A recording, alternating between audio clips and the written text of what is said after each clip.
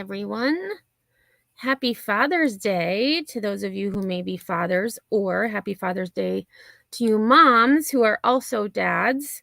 I forgot that it was today because we had a birthday party yesterday, and I was talking to my sister, and my sister forgot to hit place order on Amazon, so she had to go get something different.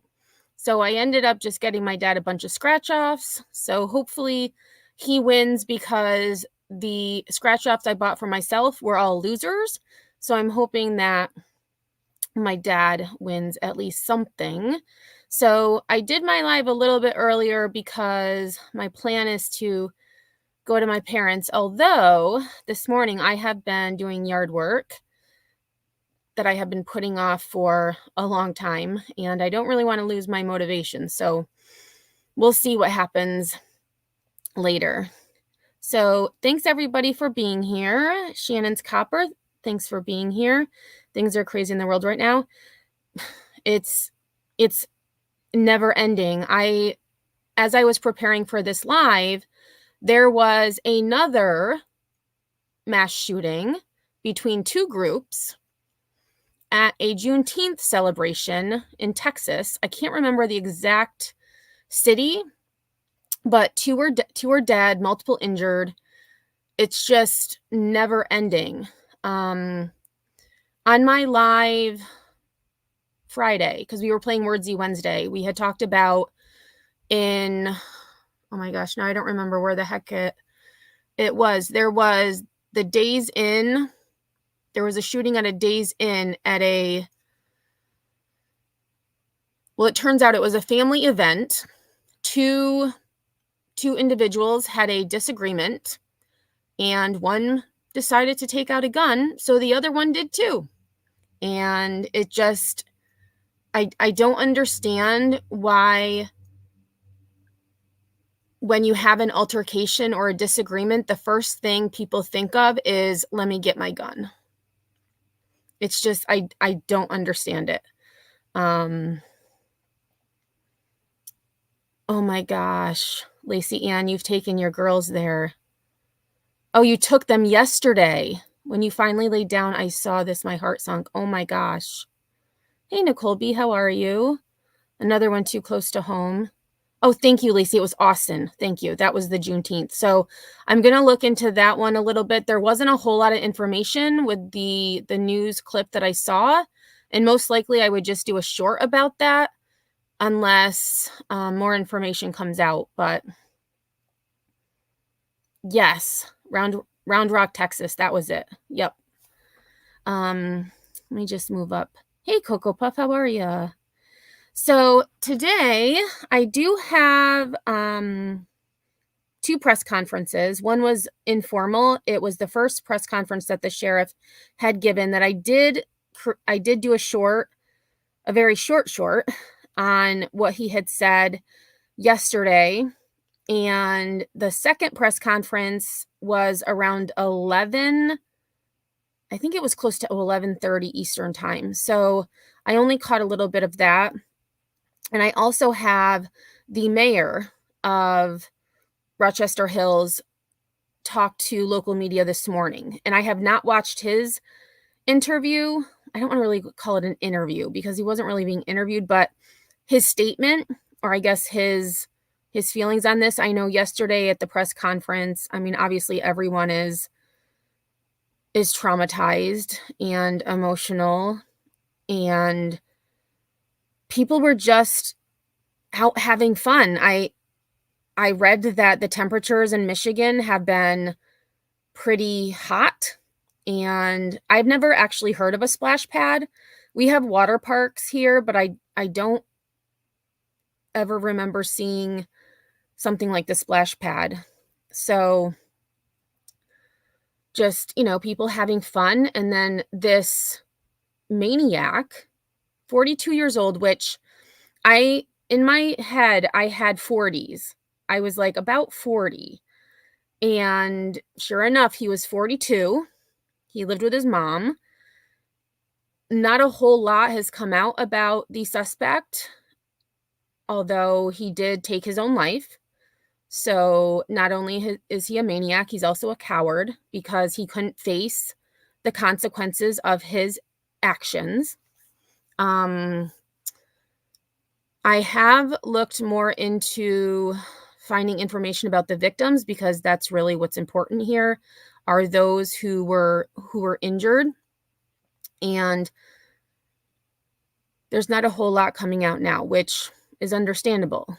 The main thing is that they pull through, that they heal, and especially the 8-year-old boy who was hit in the head, shot in the head, I should say, who is in critical condition. There was also his mom was shot and his 4-year-old brother.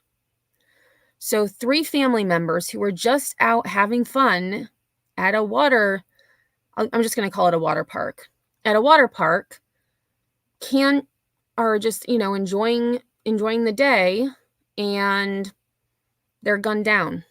Why? Unfortunately, we may never know.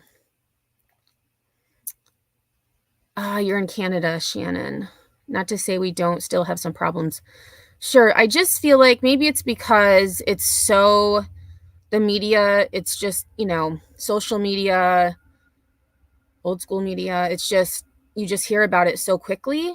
But especially this county, I hadn't realized that the Oxford school shooting occurred in this county.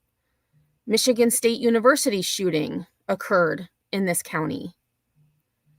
How many mass shootings can one community, one county, one state endure? I cannot imagine.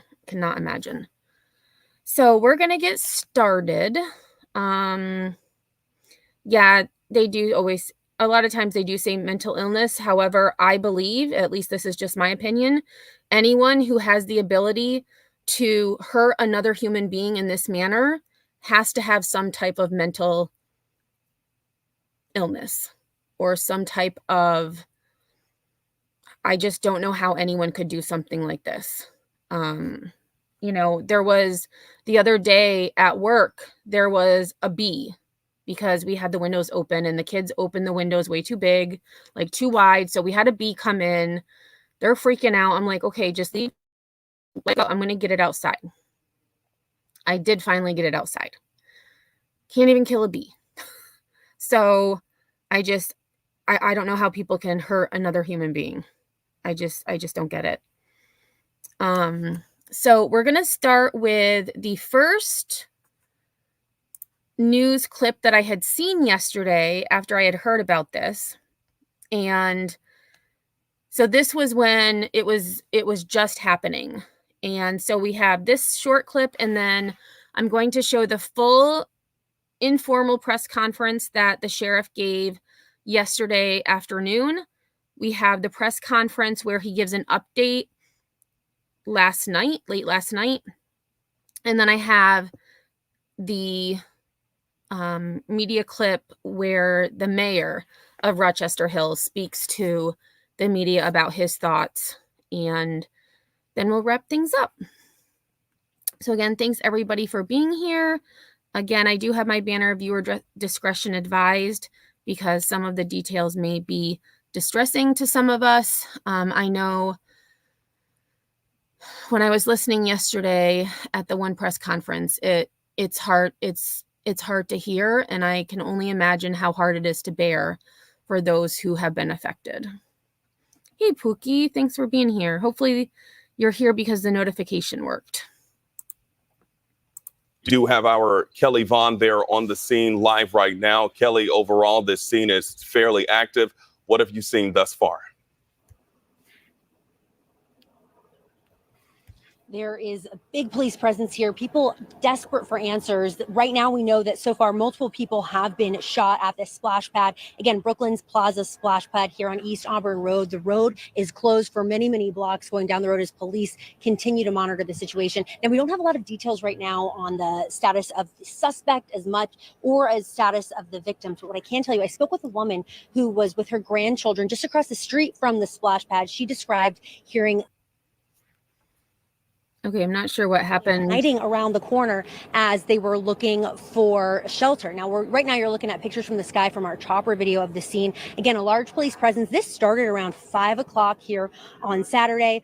We know that multiple people have been shot, multiple injuries, no details. And so is it maybe, I mean, I feel ignorant for not knowing this, but is a splash pad kind of like where they have like sprinklers, or is there, I mean, that kind of looks like it's a lazy river in the middle, but obviously it's not necessarily that, where they have sprinklers or just like water that you can play in.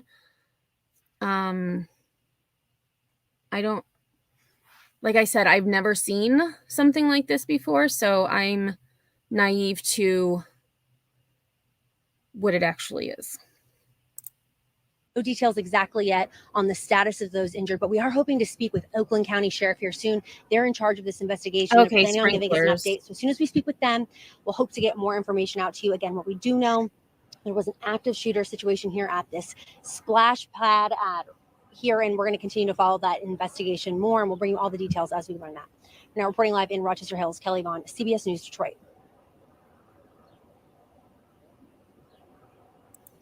Okay, so no standing water like a pool. So, okay, so that makes sense, because sometimes they have, you know, I've seen where they have like these little animal figurines and they have like the water shooting out of their mouth, or like if it's the shape of a whale, they'll have it, you know, water shooting out of like where its blowhole would be.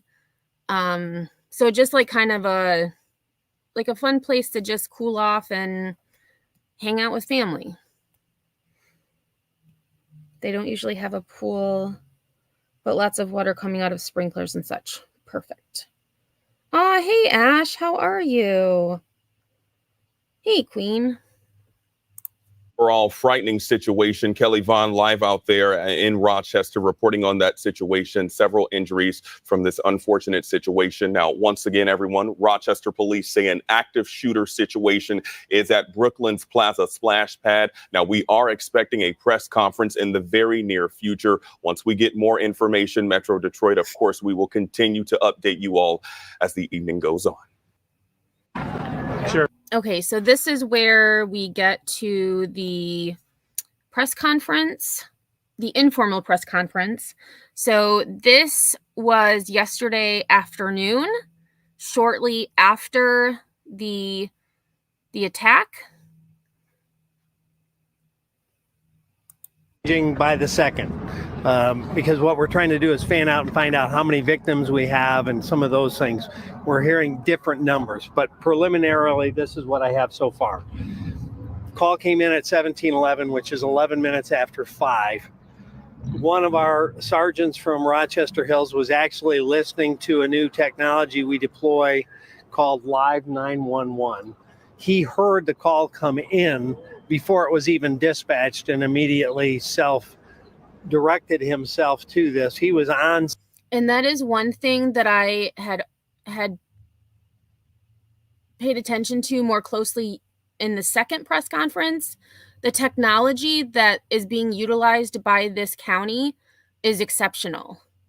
And I only hope that more jurisdictions, and especially smaller jurisdictions where you have volunteer fire departments, you have, you know, a lot of volunteers, or, you know, we only have the sheriff where I am. So we don't even have local police. We have to call either the state police or the county sheriff. So this technology is exceptional, like I said. Hey, Opal, thanks for being here. On scene within 2 minutes. We recorded it at 17:13, but he was here before that.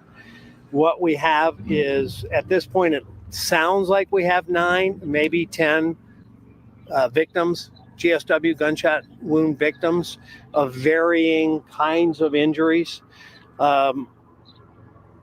We have recovered a 9mm Glock semi-automatic handgun and 3 empty magazines. So preliminarily, it looks like the suspect fired potentially 28 times, reloading multiple times. We have recovered the handgun and the magazines. We believe we have an individual who is a suspect contained nearby, so that if you're sheltering in place in the parks, I think it's okay for you to go home. We'd ask people to stay out of the area, though, if they're sheltering in place somewhere nearby. If they're going to leave the area, please, until we know more. At this point, as I said, we believe we have an individual contained in a home nearby. We have the house surrounded. We're bringing up some of our assets, our SWAT, some of our armored vehicles. We've been trying to talk to that person without response, but we again believe he's contained there. I'm going to be heading there shortly. We're in the process of getting a search warrant for that address, and then we're going to go from there. Can you give us an idea age of victims? This is a splash pad. What are we dealing with? It's all over the map. We don't have firm ages or victims yet, but Kids? yes, I know for sure that one of the individuals shot was 8. And it goes up to, we're still working on condition. And again, he does update later, but the 8-year-old boy was shot in the head. And not only was he shot, but his mom and his 4-year-old brother were also shot and injured during this attack. There was a husband and a wife who were both shot at this splash pad. Again, families just having fun over Father's Day weekend. Can you talk about what led up to this? I mean, was this a random person who just walked up, or were they enjoying the splash pad? I mean, what do you know about the shooter? So far, again, this is all super preliminary. It appears like the individual pulled up, exited a vehicle, approached the splash pad, opened fire, reloaded, opened fire, reloaded, left. So appears very random at this point. Appears random. No connectivity to the victims. How far is the house that this person is in? How far is it? Within a half mile. And have you made contact with him as far as like talking to him on the phone? I mean, how do you know he's in there? Well, we determined who we thought was potentially involved from some of the evidence on scene very quickly. Went immediately there. A vehicle that matched what had been described as a vehicle leaving the scene was there. And so we put up a quick perimeter, and deputies on scene apparently heard or saw the individual that they're trying to communicate with. He is known to you guys. He wasn't until, we did some quick investigation. So You didn't know it, okay. Yes. Is there anyone else in the home that he's in right now? We are under the belief there is not. We don't know that for sure. When do you expect to get conditions on 9 to 10, right? We said That's what we're hearing. We've got people fanning out. We've got multiple hospitals in the area that have people. So at least 4 that we're told so far have potential victims. So we've got victim advocates as well as detectives going to all of those sites, all of those hospitals. And we hope to have obviously more firm information for you in a bit. Sheriff, do you know if when he got out of the car? That's how it went. Exited and the went car. Right up to the splash pad? Went up to the steps, opened fire. It looks like he reloaded, maybe possibly as he was ascending the steps. From how far away would you say? It's hard to tell. Probably 20 feet. So that's not someone having a fight with someone. That's someone just gets out. That's an active shooter. He just gets out and starts shooting people. Yes. It appears to be a random active shooter. And What do you make of that? Here, right in the splash pad. Obviously we don't know what's going on with this person or what is the motivation. That's going to be a work in progress.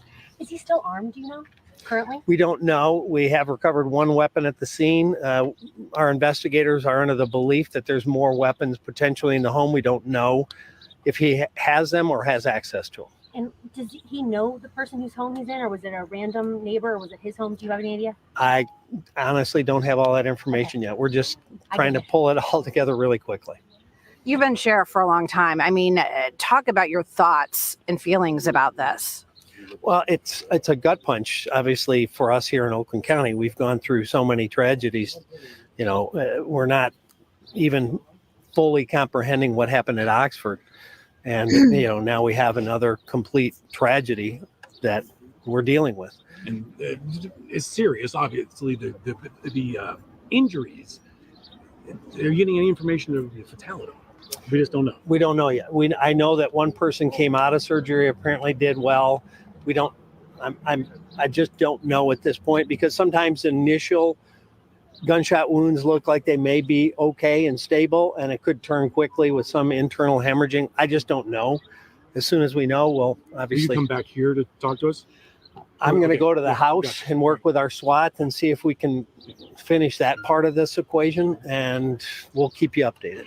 Another question too for you. Was there anything about his appearance? I mean, was he dressed strangely, tactical gear or anything? Is there anything? Did he just look like us, walk out and start shooting? I don't have anything on that other than, an individual exited a car and opened fire. Do you have anything on the driver, the person who brought him here, or did he drive himself? It appears he drove himself. You say green car, green Charger? Okay, so just a side note, I thought those were two children standing just listening to the press conference. But it appears that the one with glasses is an actual reporter.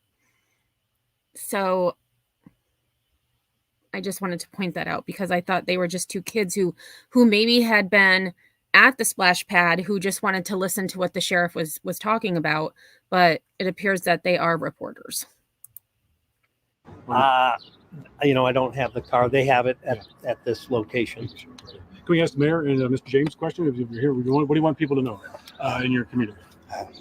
It's heartbreaking. I appreciate the immediate response of the Oakland County Sheriff's Department, our firefighters. You can only imagine what it's like to arrive on a scene like this, and certainly complete thoughts with the families right now. This is a great community, and it's heartbreaking to see this happen here. There was a shelter in place. All of our phones went off. What do people need to know now? They're safe at that time? Well, as the sheriff just mentioned, if you're in one of our parks that we're sheltering in place, it is okay to leave now, but we do want folks to stay away from this area. But James, you just came from an event, and then here you are here. What do you make of all this? Well, first and foremost, under no circumstance in this country, particularly in Rochester Hills, should fathers be spending Father's Day in a hospital. We're doing everything we possibly can to help the families in need. And first, I want to give a shout out to the first responders who were here, who mitigated further damage, and who are still in harm's way, bringing resolution to this crisis. I'm looking forward to continuing to work without politics, because this is an American epidemic that we need to fix. That is true. Gun violence needs to stop, and we are now most recently hit hardest by it. Thank you very much. Oh, let me just pause that quickly. And I agree with the congressman. It is an American epidemic. For those of you just, that came in a little bit late, I had mentioned just before going live, I saw a news clip of a mass shooting that occurred at a Juneteenth event where two groups got into an argument, had a disagreement, and decided that guns was the way to solve their issues. 2 people have died, several more injured. For what? I mean, I don't understand why, and I said this earlier, why so many people think the way to solve their disagreements or to come to some type of compromise is to just pull out a gun and start shooting. It just, I will probably never understand it. Oh, Jenny, 13 miles, not a place you would ever expect something like this to happen. I suppose nowhere really is. Yeah, it's... Yeah, right? And the sheriff actually in this press conference actually talks about situational awareness. And what you just said, Evil Queen, is similar to that. You went to a baseball game. You have to think about, what do I do if someone starts shooting? you know, you can still have fun, but you're thinking, what happens if someone just, decides that they're having a bad day and they're going to take it out on innocent people?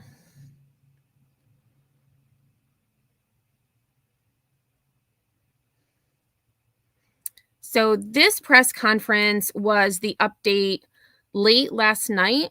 I believe it started around 11:30 Eastern time.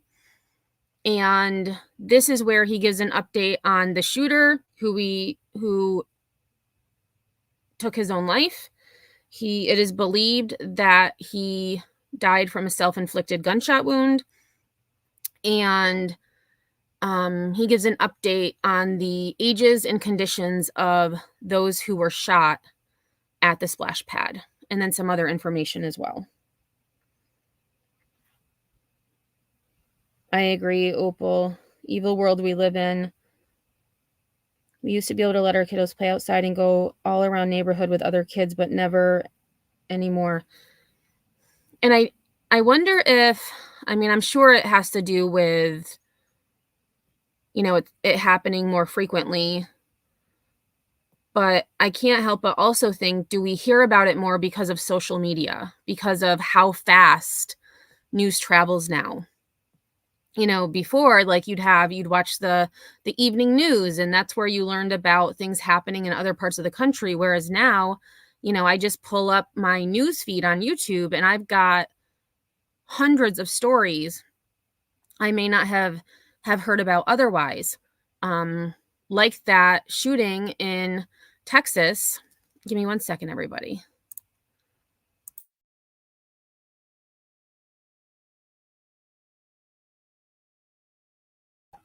Sorry about that. My allergies are awful. And I felt like I was going to start coughing, but I lost my train of thought now. Oh, so like the shooting in Texas, I may not have heard about that. Another story I heard about this morning, there was a press conference in Tampa where a 19-year-old, 19, shot and killed his dad. His mom calls 911. The police arrive. Mom is walking towards the police. The 19-year-old son comes out of the home as well, walks up behind his mom, shoots her in the head. There is a law enforcement, returns gunfire. A deputy is hit in the abdomen. They get him out of there. Suspect runs back in the house, ends up taking his own life. Again, why? What was going on with this 19-year-old that he thought that the only way to solve his issue was to take his parents' lives? I just don't get it. I will never get it. Did you, Pookie? Yeah, it's, I just can't understand these things at all. I agree generally, Jenny. I can't disagree with that. The internet and social media has damaged us irrevocably in some ways.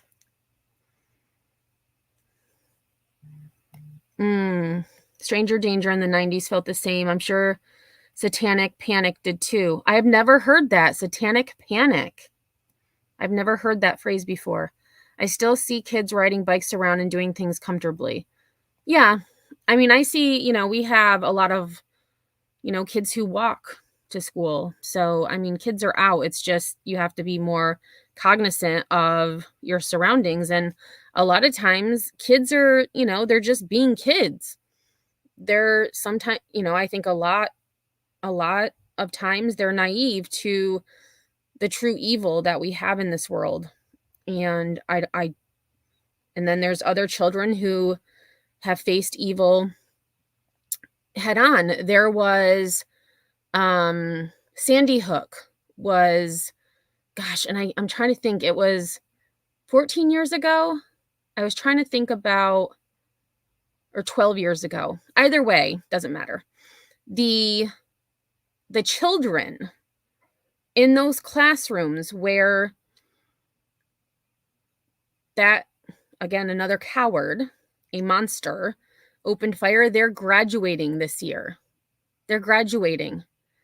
And I watched an interview, I believe it was on NBC News, and these kids, the horror that they saw and the fact that they're now graduating high school is nothing short of,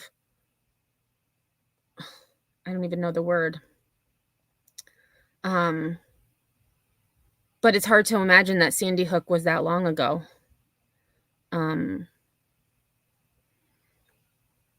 Oh, Satanic Panic in the 80s. We had a recent one with the whole Pizzagate thing in some senses. Okay, gotcha. All right, so let's get to this press conference. So again, this was late last night. And for those of you just coming in, we are discussing the splash pad mass shooting in Rochester Hills, Michigan, that occurred yesterday around 5:11 p.m. Central Time. And the gunman opened fire, fired at least 28 rounds, and 9 people were shot and injured, including an 8-year-old boy who was shot in the head.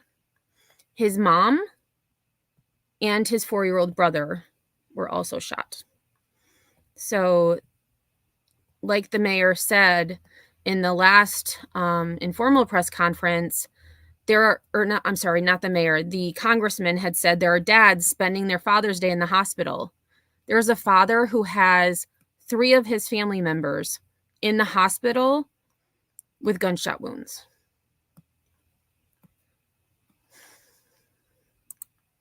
The street at 1711, which is 11 minutes after 5, about an active shooter, shots fired. We have deployed a relatively new technology called Live 911. One of our sergeants in the Rochester Hills substation was monitoring Live 911. That allows us to hear the actual call come into dispatch before it's even put out over the radio. So he heard that call come in and immediately self-deployed to the splash pad and was on scene in less than 2 minutes prior to 1713, which would have been 13. And I believe, and again, I don't know this as fact, but I truly believe because that officer arrived so quickly that lives were saved.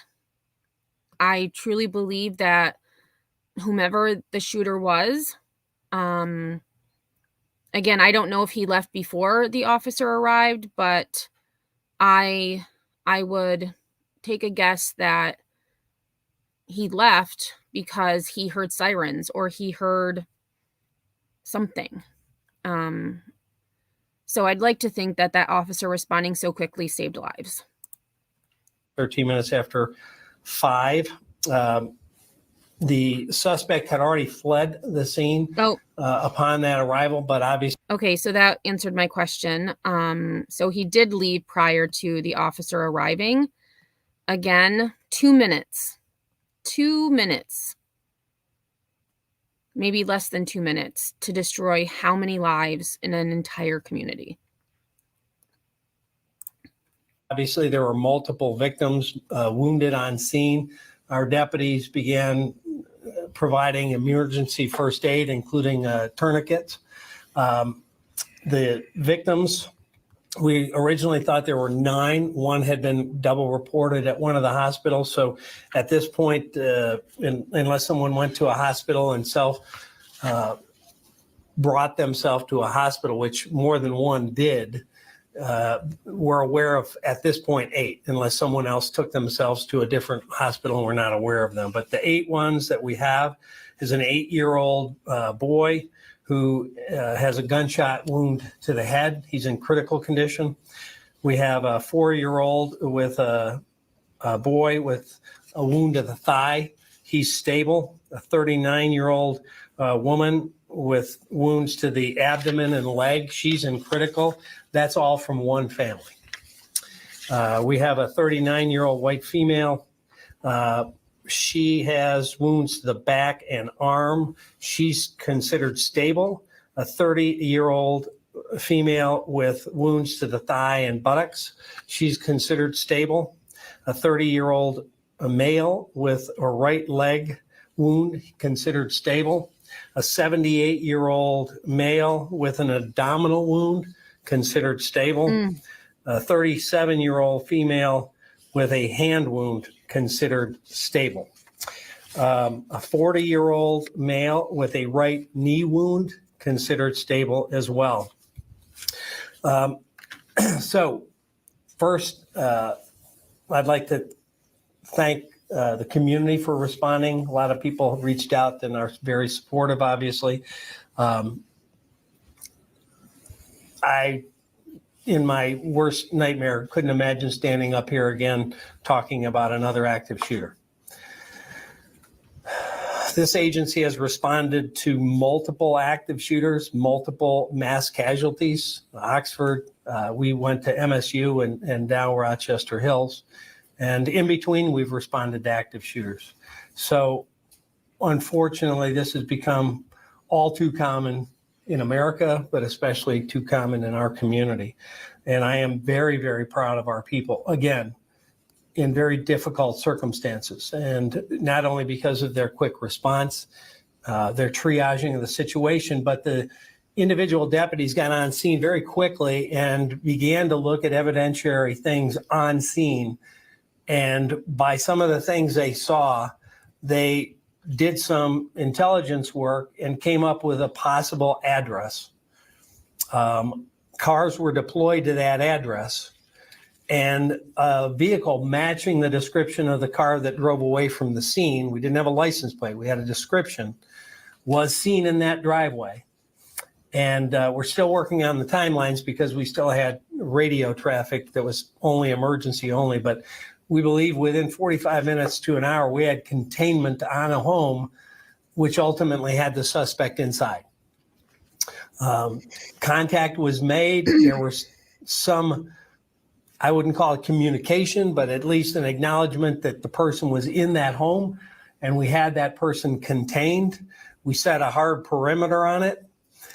We brought in assets, including our SWAT, our helicopter, our drones, and tried to make contact with the person, tried to bring that person out peacefully, and to no avail, had no contact back.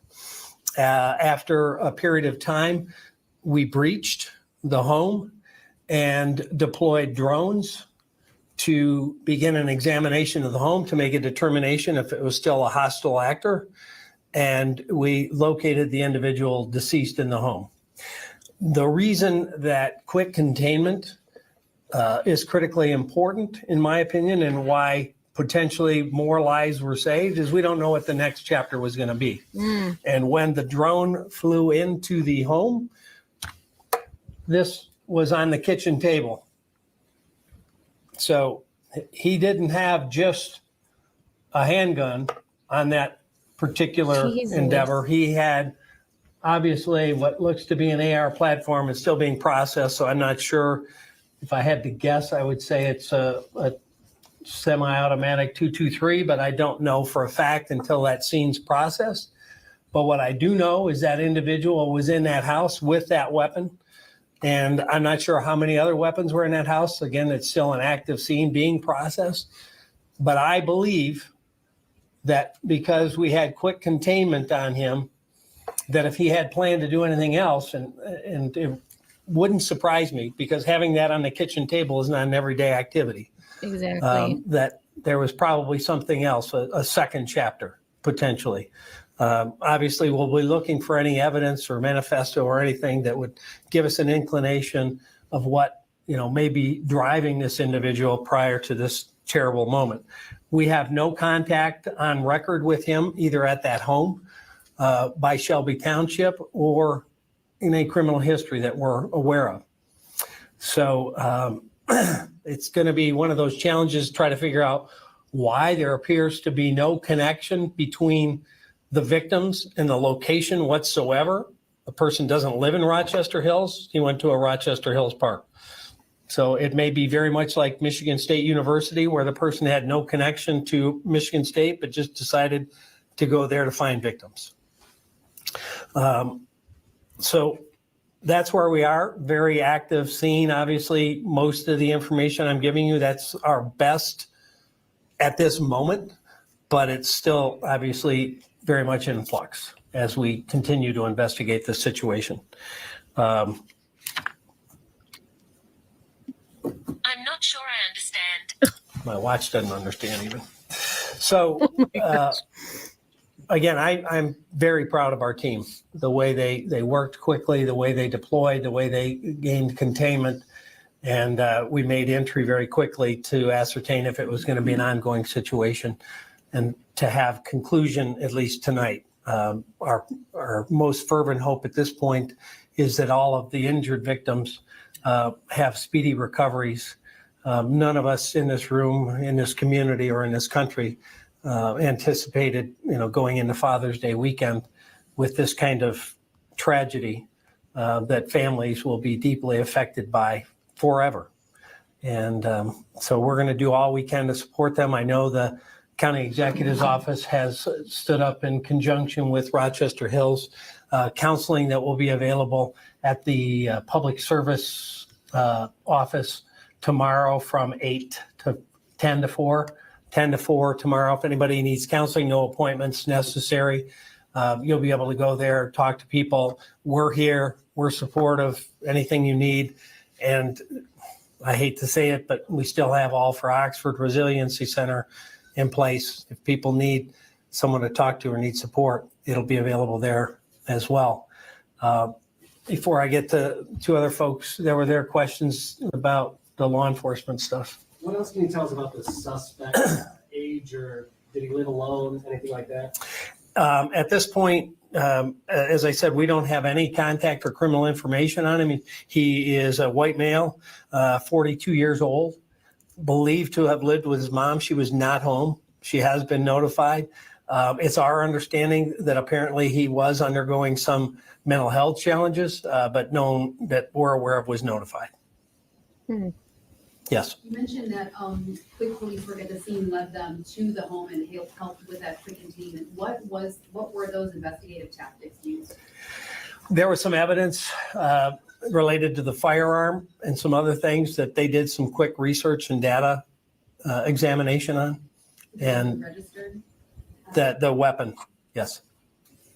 And it gave us a potential address and they immediately deployed there. So just to be clear, one weapon found on scene and then one found in his home? So far, yes. One weapon so far found in the home, that platform rifle on the table. There is some report and information that he potentially had 2 handguns on scene. We haven't confirmed that. And, obviously the witnesses are going through both medical and trauma at the moment, but that we had one person say that they thought there were 2 handguns on scene. Sheriff, what is next for you in terms of investigation? And do you fear that you may also not be able to solve the why in this? That's a really good question. In terms of the why, I don't know if he wrote anything or we'll be able to gain some insight into that without him. That's what we're going to try to do. We're going to try to put together what he did, timeline leading up to and after, and try to do those things. The why, if we can't find something committed, like in the Oxford situation, our computer crimes was able to access digital records and devices, and we got, basically the shooter in that case saying what he wanted to do and why.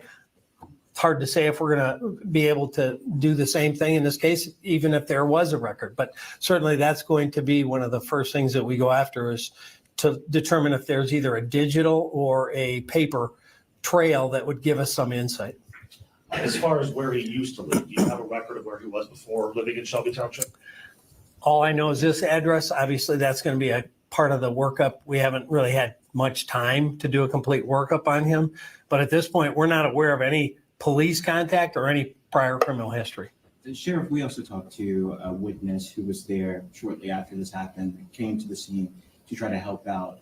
He seemed quite shaken. You also seemed quite shaken by this. What's your reaction? How are you processing this right now?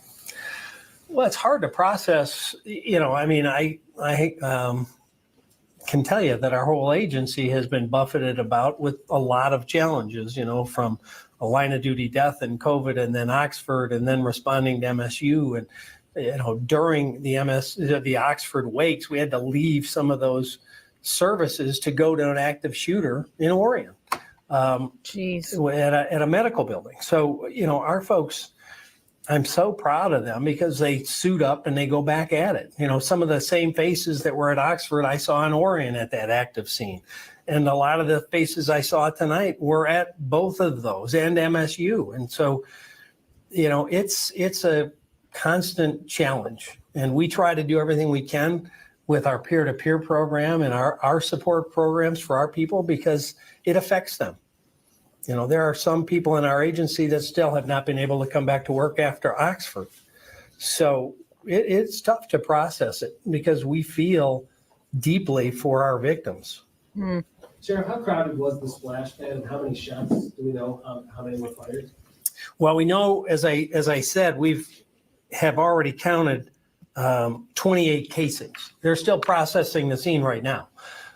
We're looking for bullet fragments. I actually found one in the road at a distance from the site. So they're still canvassing the scene actively right now. We know that at least 28 shots were fired there, but it's still active. Was it crowded at the time? It was a nice day today. Yeah, it was fairly crowded. I mean, obviously, I just ran you through that list, and that was just people that were hit. We've already been able to recover some video evidence from a nearby camera. It's not great zoom in quality, but it kind of gives some of the totality of the event. All the victims, were they in the same general area or were they spread throughout the splash pad?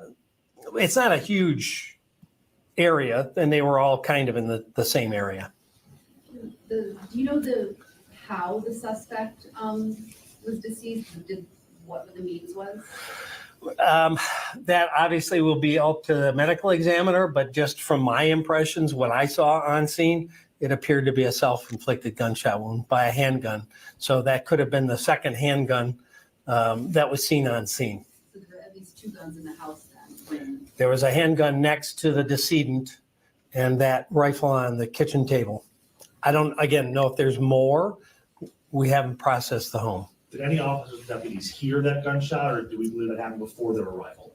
No, it didn't happen before their arrival because there was some, I wouldn't call it back and forth communication, but at least an acknowledgement that we were there and we heard or saw him. But that's how we knew we had him in the building. Okay, so he did take his own life while you were on scene outside during the standoff?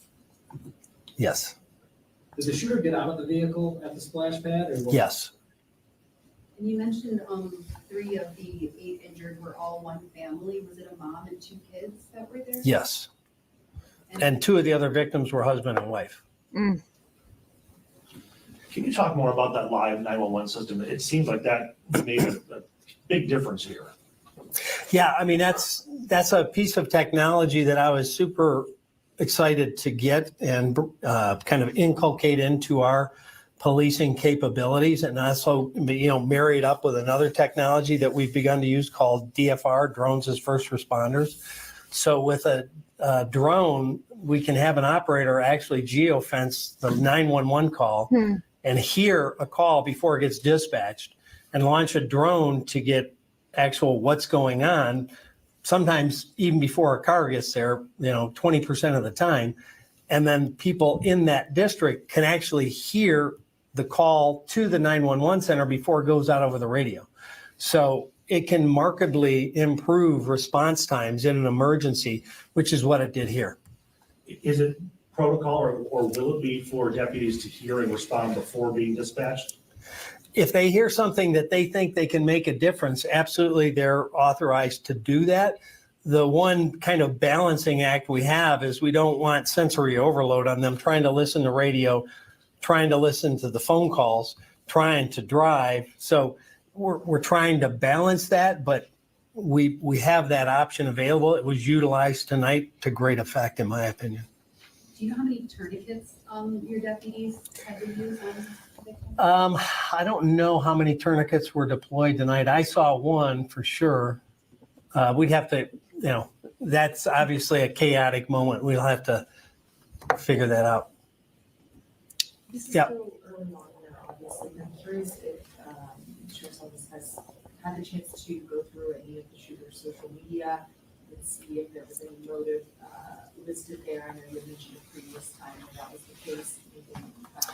Yeah, no, we haven't gone on social media. A lot of the stuff we recovered in previous cases has been digital evidence on devices, computers, cell phones, et cetera, not necessarily publicly facing, publicly posted.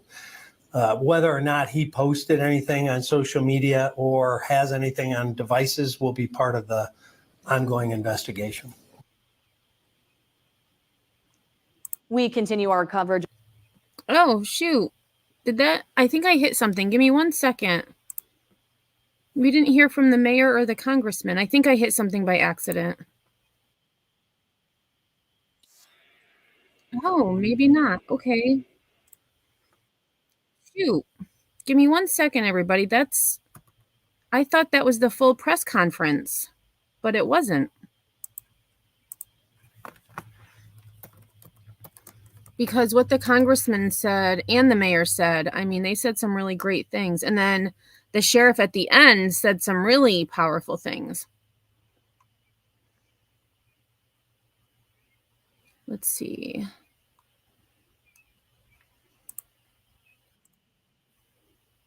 Yeah, so click on Detroit, Local 4. Your title is misleading. It's not the full presser.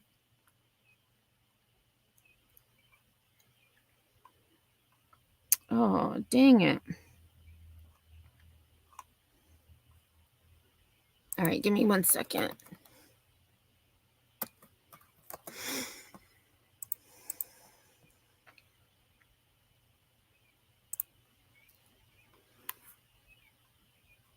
Hopefully I can, oh, here it is, I believe.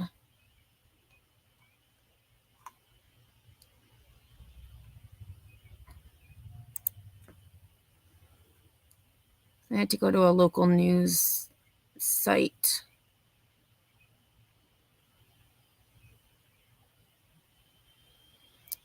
So again, thank you everyone for being here. Sorry for the technical difficulties here. I thought that was the full presser because that's what it said in the title.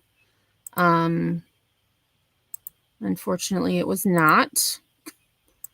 Okay, so I'm going to go, let's see, how long was that one?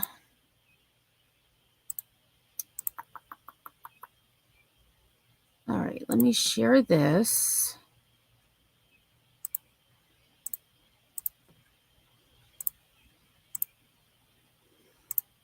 Okay, so it may repeat a little bit, but we're pretty close to where the mayor begins talking. Oh, I know, Team Brittany. It's terrible.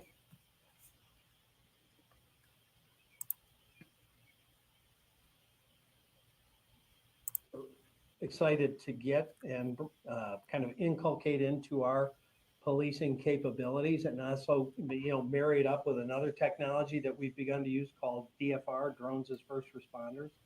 So with a drone, we can have an operator actually Okay, so let me just 911 zoom up a call, little bit here. and launch a drone here, the call to the 911 center before it goes out of advance times. I don't know how many tourniquets were deployed. Okay, so this is where about we were. Sure. We'd have to, that's obviously a chaotic moment. We'll have to figure that out. Yeah.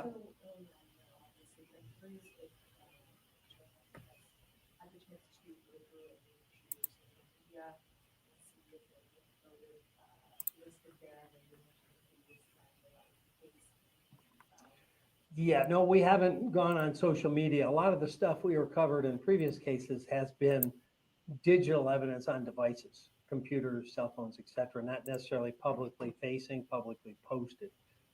Whether or not he posted anything on social media or has anything on devices will be part of the ongoing investigation. Question for the mayor, if I may. Yep. Mr. Mayor, obviously a very difficult night for your community, usually a quiet community. What are your thoughts and how are the folks that you've had a chance to talk to so far? I love my community and my heart breaks today. When I got on scene, and I want to echo the comments of the sheriff, we are fortunate to have the protection of the Oakland County Sheriff's Office and the hard work of the Rochester Hills Fire Department. When I got on scene, I started to cry because I know what a splash pad is supposed to be. It's supposed to be a place where people gather, where families make memories, where people have fun and enjoy a Saturday afternoon, and it wasn't today. And as you heard, the victims, families, husbands and wives, what normally happens in our city, it didn't happen today. I've been mayor for 18 years, and I've often texted and supported my colleagues across the country who've gone through this in Orlando and Las Vegas and Pittsburgh, El Paso and Dayton. Never really thinking that it could happen in my community. And today it did. And it's a mental reset. It's a reminder that we live in a fragile place with fragile people. And it's also a reminder to be grateful for professionals. There were 100 firefighters and sheriff's deputies out there today, members of our Department of Public Services, our parks team. I'm grateful for them. They run towards, if you can imagine, a horrible scene when children are involved, and did what they do best, and our focus now is, I said earlier, singular. We are fully focused on supporting those families. One of the families that was injured is an employee of the city of Rochester Hills' family, a wife. I spoke to him tonight. We are singularly focused on supporting those families and helping our community begin to heal. That neighborhood, the Brooklands, is the oldest neighborhood in the city of Rochester Hills. It was founded in the 1920s. There's a lot of pride in that neighborhood. There's a lot of folks that have lived there 50, 60 years. It's a close-knit community, and we're going to do everything we can to help them heal, provide the resources, and begin to get our community back on its feet. Can you talk more about the services that are going out tomorrow at PBS? The county has been wonderful. They're sending over some support for residents that have been impacted in the community. Our own internal team has its own internal support system of folks that will come and stand alongside both our first responders and those that need support. We have a protocol in place for this. Unfortunately, it does happen when there are instances that happen in a city like ours, but it is important if you feel like you need to talk to someone, you do. Obviously, I imagine that mental health will be a discussion that will follow this story for some time. And we want to make sure that we're doing everything we can to support those folks that have seen some very challenging things and get them the help that they need. I guess for the sheriff, a timeline investigation, or investigation timeline on the splash pad itself. How long do you think you'll be there, and the mayor, do you anticipate reopening? We'll be there until it's done. They're obviously doing a lot of work, and some of our partners have showed up and offered their assistance. The ATF actually brought a dog that can look for fragments, bullet fragments. So they're actually have the dog out trying to find, I actually found a bullet fragment in the road at some distance. So their dog is searching the scene so that we can fully document where every round ended up, if at all possible, and completely document that scene as part of the total investigation.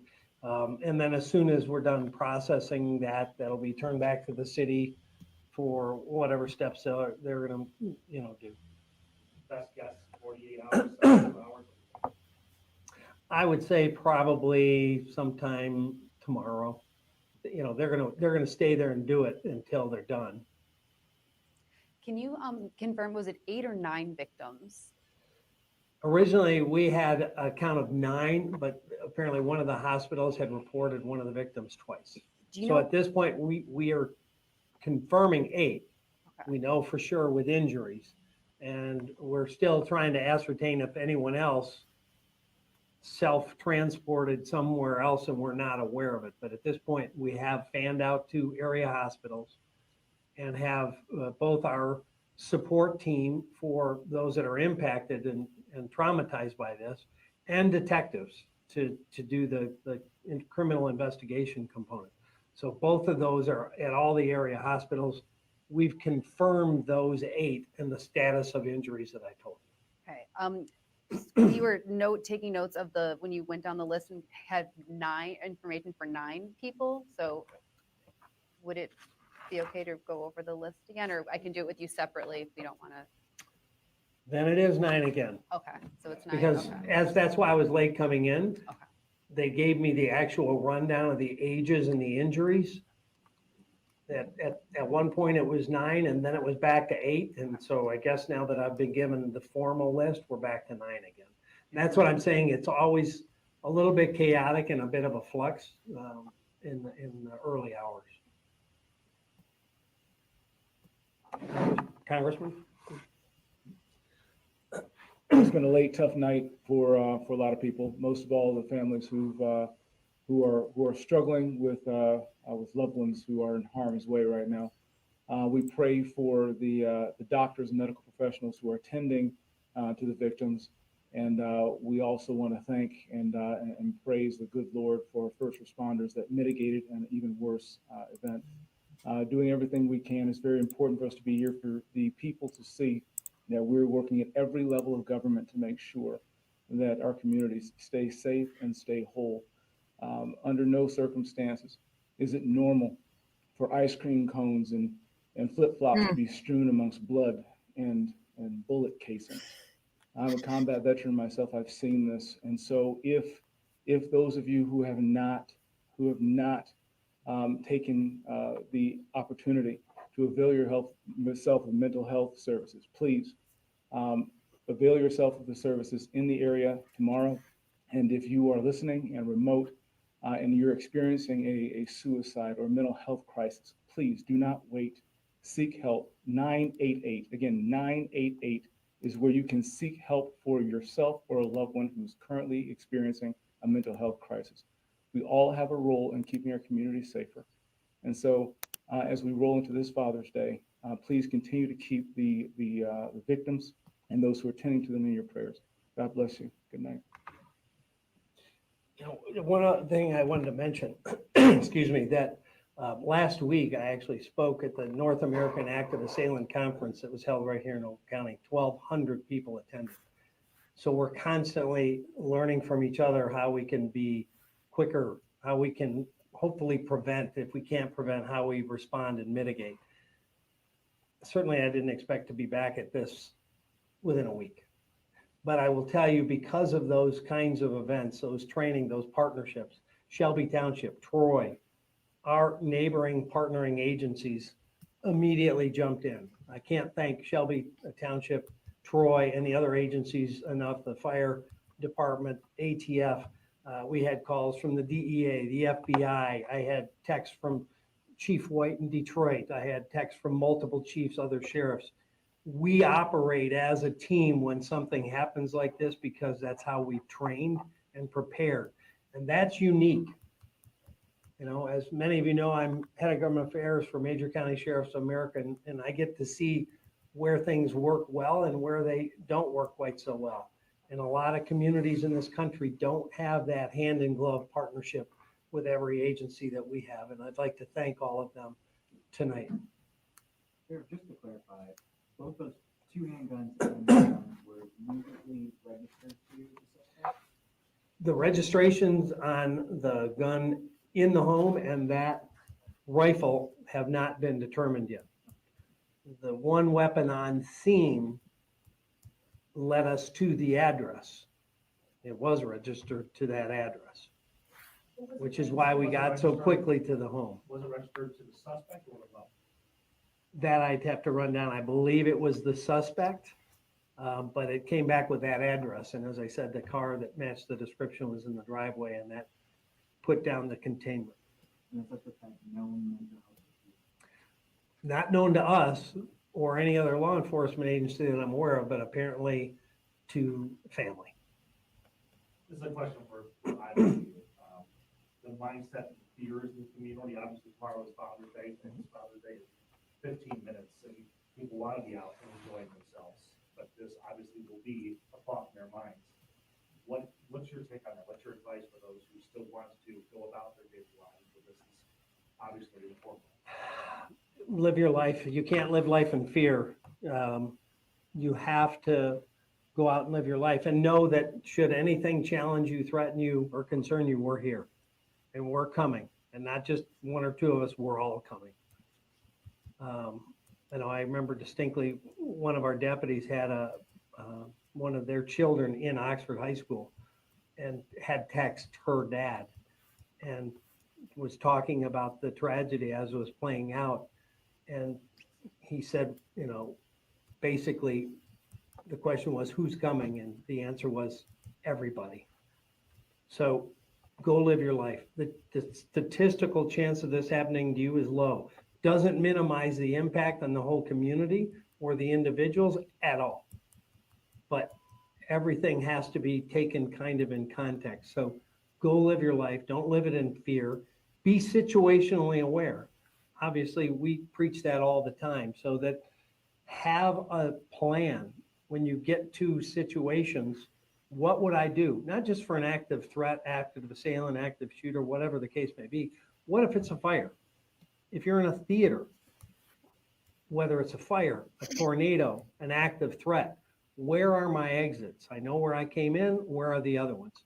Situational awareness, wherever you are, is a good methodology to feeling more comfortable. It's like buying homeowners insurance. No one expects their house to burn down. They shop it, they compare it, they buy it, and they put it in a file drawer. Then they move on with their life. They don't fret that their house is going to burn down. They do things, to prevent it, if at all possible, but they don't quit living their life or enjoying their house. And that's what I would tell the people. Please go out. But as the congressman said, these tragedies are a terrible, terrible reminder to us. Don't take any day for granted. If you still have your dad, which I don't, be thankful. Spend the day with your dad and go do something fun. And tell each other you love each other. Because there's no guarantee for any of us that there's going to be a tomorrow. True. Yeah.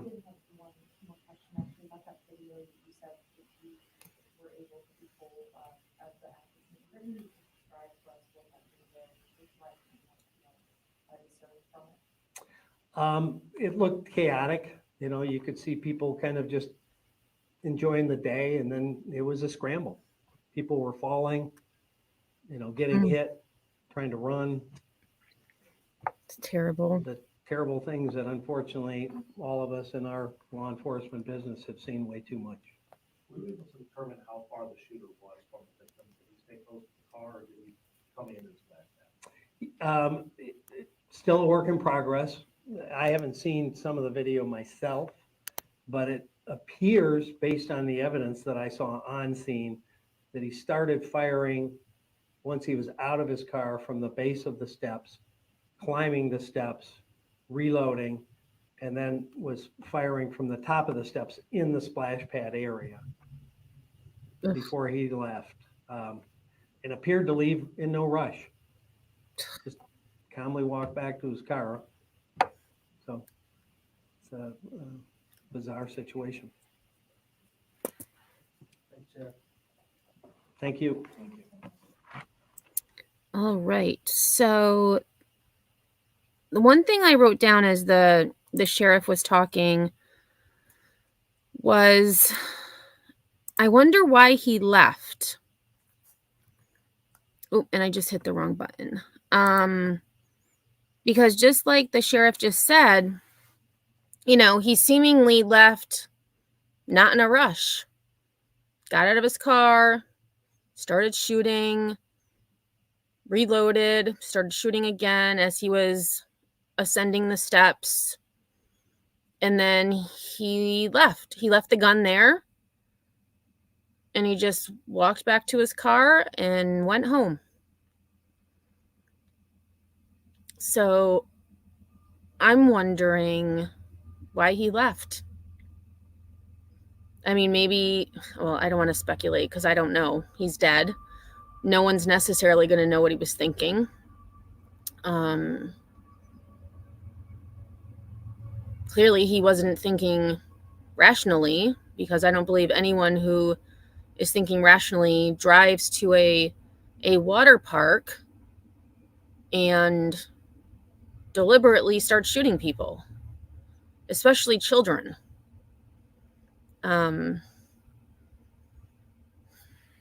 It's just, I don't get it.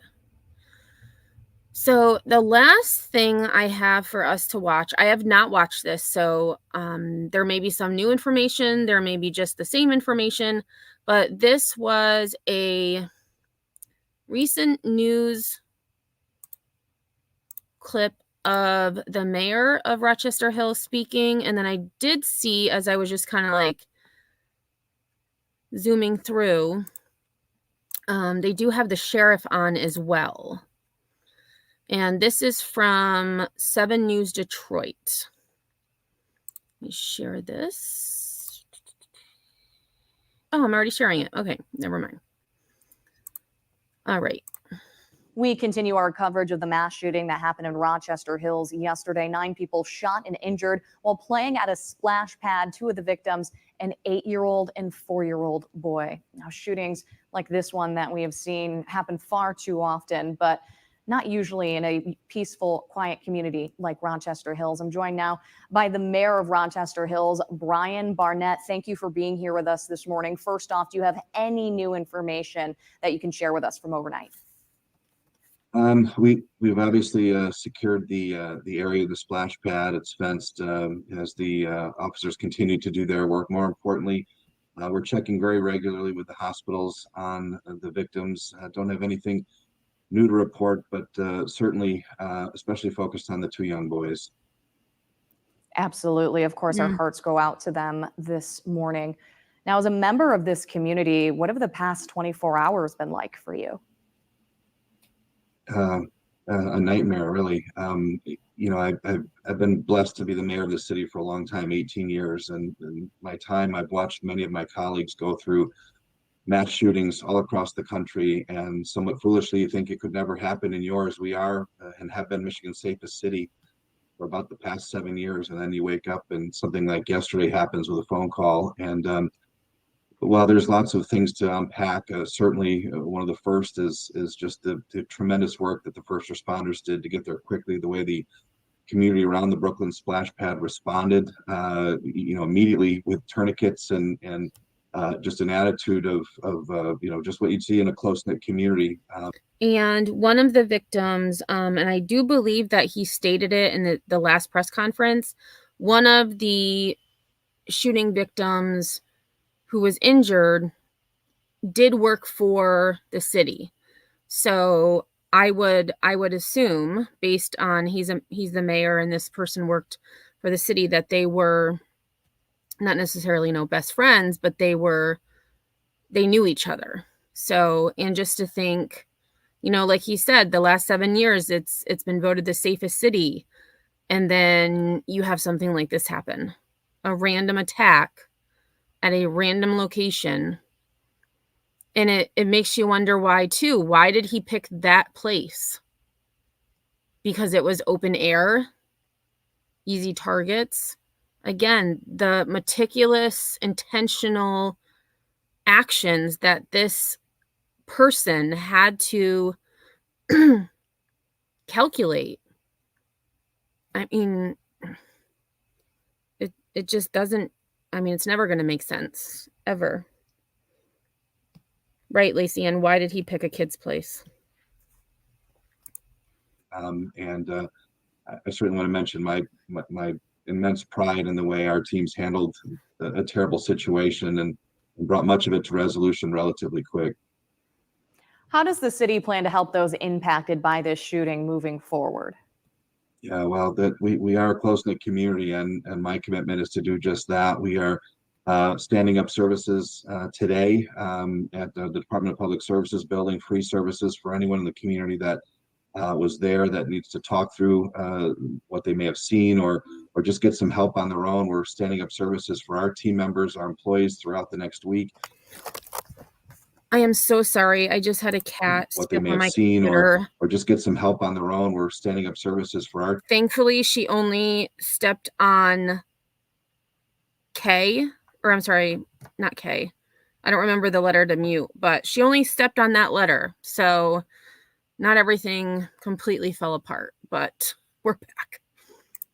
Our team members, our employees throughout the next week. You heard the keyboard. You know, Oh my and we're not going anywhere. The Brooklands is the largest neighborhood in the city. It started back in the 1920s. It has a tremendous history of its own.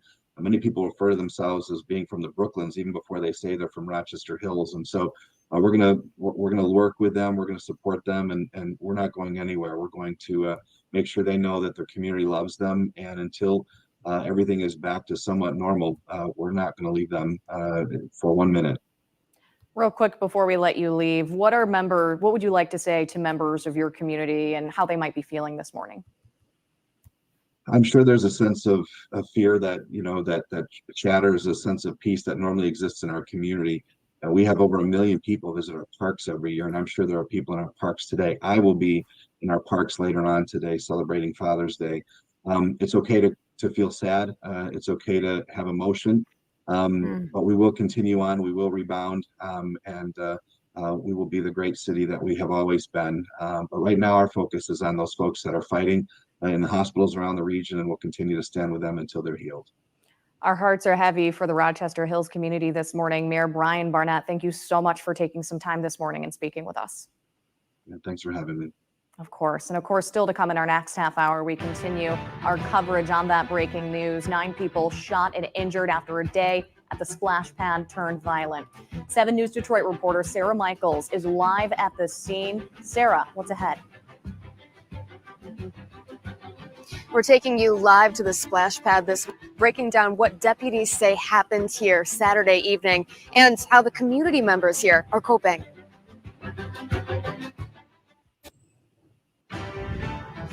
This looks like it might be another clip. So we'll just take a look at this. It's about another 4 minutes or so.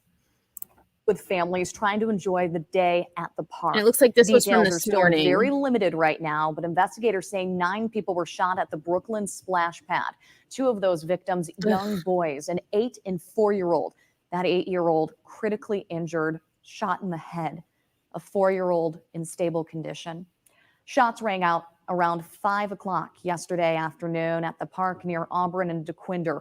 Investigators say the gunman, who eventually took his own life, was battling with mental health issues.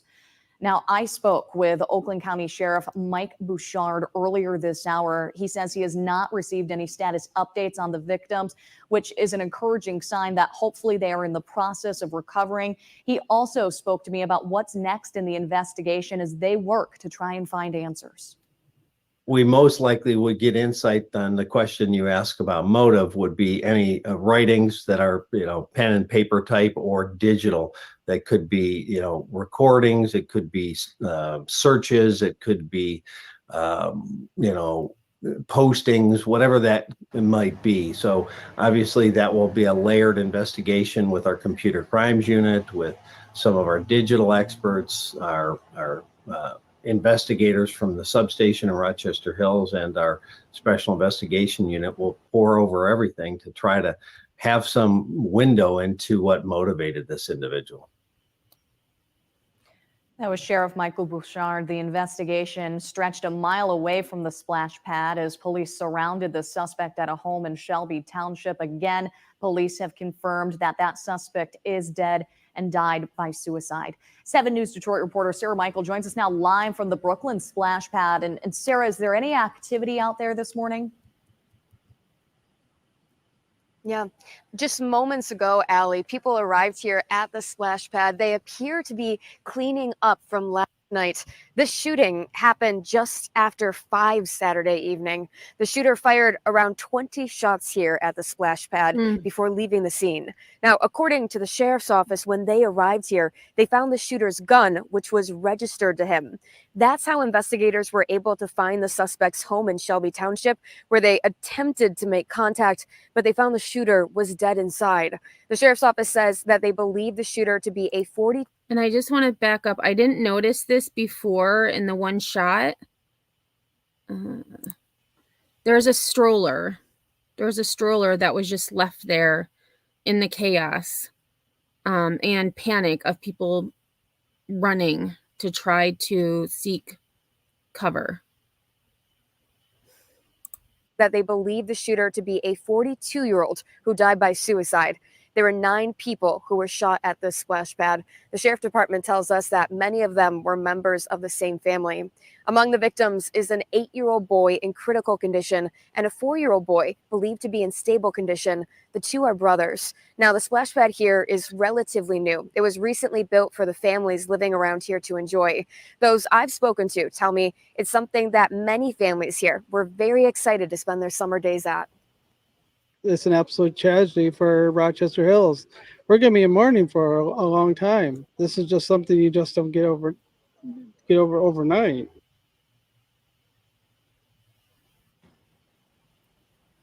Rochester Hills will be offering free mental health services today from 10 a.m. to 4 p.m. for those who feel they may benefit. I put that information for you with this article on our website. Reporting live in Rochester Hills, Sarah Michaels, 7 News Detroit. It's just absolutely heartbreaking that on Father's Day of all days, we're talking about another mass shooting that has happened in our community. Sarah, thank you so much for all the details in the live report that you just presented. Meanwhile, Governor Gretchen Whitmer has released a statement on X responding to the shooting, saying, quote, "I am heartbroken to learn about the shooting in Rochester Hills. We are monitoring the situation as updates continue to come in and are in touch with local authorities." And we'll continue our breaking news coverage both on air and online at WXYZ.com throughout the day as we learn. All right.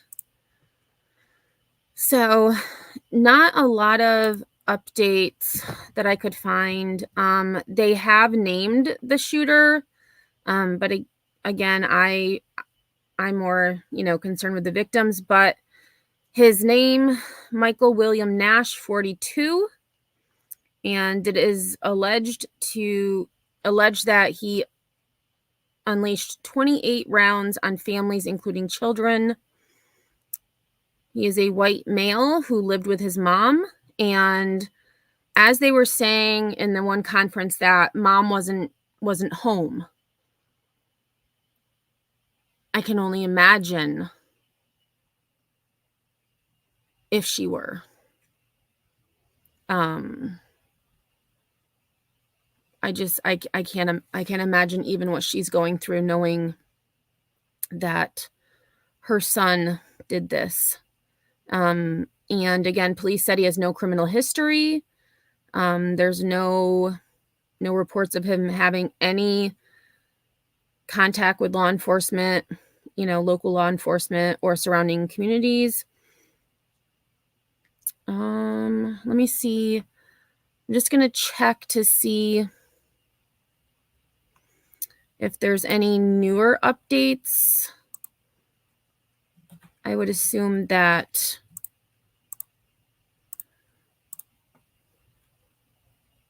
okay, so this is Midland Daily News.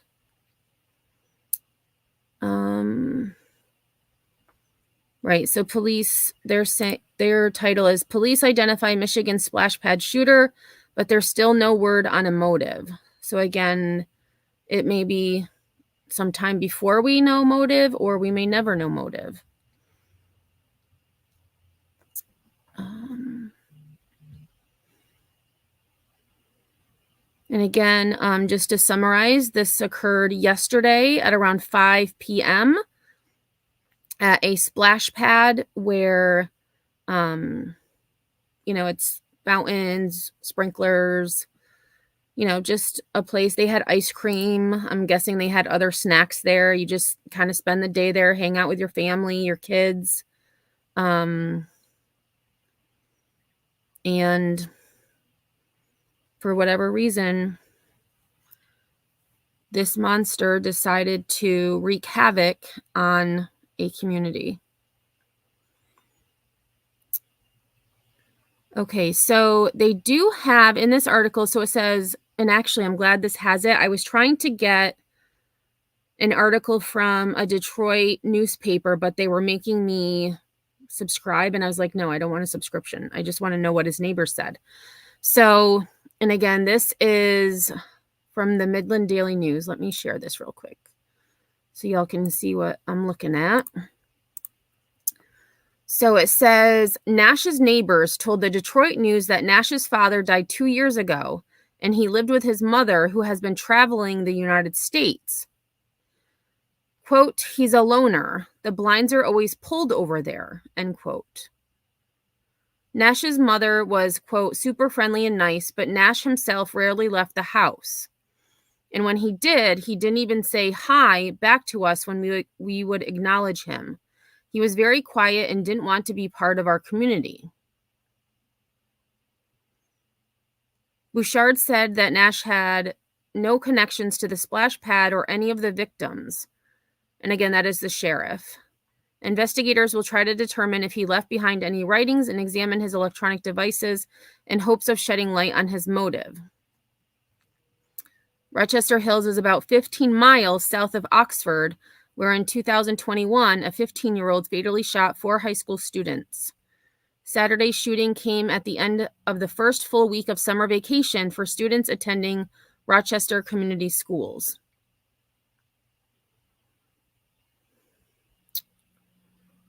So it seems like mom traveled a lot, so possibly she wasn't even in, in the area.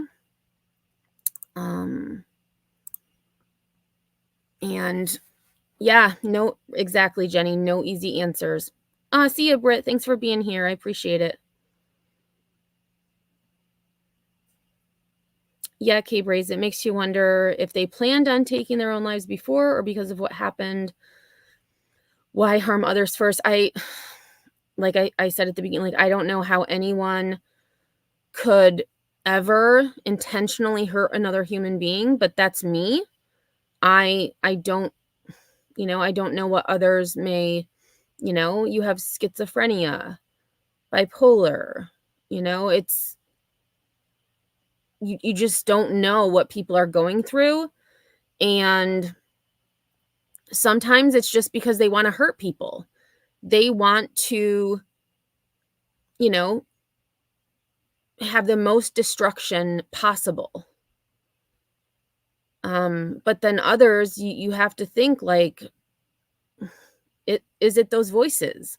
Is it mental illnesses that are being untreated? Are they not taking their medications regularly? Are they not responsible with their medications? And the sad part about all of this is not only the victims and the families and the community, the state, the nation being affected by all of this, but you'll never know because many of these shooters take their own lives. And many, some leave behind writings and videos, but a lot of them don't. I think that's why I was so interested in the Nicholas Cruz trial. For those of you who don't know, Nicholas Cruz was a 19-year-old who went to Marjorie Stoneman Douglas High School in Parkland, Florida, just before dismissal, and he opened fire. He had a black I wouldn't say a backpack, but a tote bag where he had his AR-style rifle, and he was looking to inflict the most damage. He videotaped himself twice, stating exactly what he was going to do, that everyone would know his name. Everyone would know Nicholas Cruz. And then he pulled the fire alarm. And the students were like, why are we having a fire alarm? It's almost dismissal, and we had one earlier. Well, what do you do in a fire drill? You exit the building. Well, who's standing in the hallways? Nicholas Cruz. So, some kids got back in classrooms, other kids exited the building. And they always say when we do our training or our lockdown drills, if you hear the fire alarm, do not evacuate unless you see fire. If you see fire, get out. But if you hear a fire alarm, do not evacuate, because the goal in pulling that alarm is to have max exodus and mass casualties. And then Nicholas Cruz just walked out like just a regular student, went to McDonald's. Actually, he went to Walmart first, got a drink at Subway. Then he went to McDonald's, tried to get a ride home. Unbeknownst to him, a classmate whose sister was shot multiple times. And to me, it's a miracle that she survived. But again, the point of this is Nicholas Cruz didn't take his own life. And could we learn something from him? I don't know. But he will be in prison the rest of his life, because during his penalty phase, one juror felt that his childhood traumas and afflictions caused his behavior. And I don't agree, but that's just, based on the evidence I saw, the videos, his writings. I mean, it's really interesting. So if any of you, I actually, now that I'm thinking about it, I would love to watch that whole trial again, because it's so informational. It's, you have the shooter lived, and just learning about his life and the lives he affected more so is interesting. But yeah, good way to put it, generally, Jenny, the blueprint. And there was Ethan Crumbly too. And speaking of Ethan Crumbly, allegedly, well, not allegedly because it's true, he's seeking to have his confession, what's the word? He basically wants a new trial. And I would say, no. Sit down. You're in jail. You're in jail for life. Sit down. Oh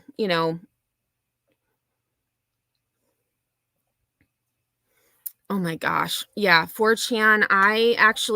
I've been to 4chan during the Idaho 4. I went over, and I don't understand it. I had no idea what I was doing. But some of the things were interesting, but others, it's just like, I don't even know, like, the fact that there's human beings like this on Earth is terrifying.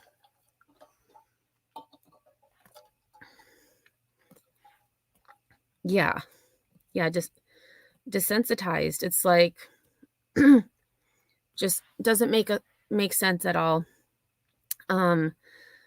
But yeah, I did watch the entire Nicholas Cruz trial, and it was interesting, to say the least.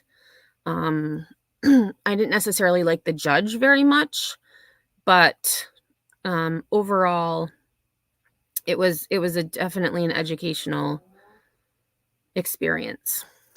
So, with that being said, I appreciate all of you being here. I will definitely keep up with this, any updates. If there's any further press conferences, I will definitely go live. However, if they're just updates, especially updates on the conditions of those who were shot, I will share on my community page.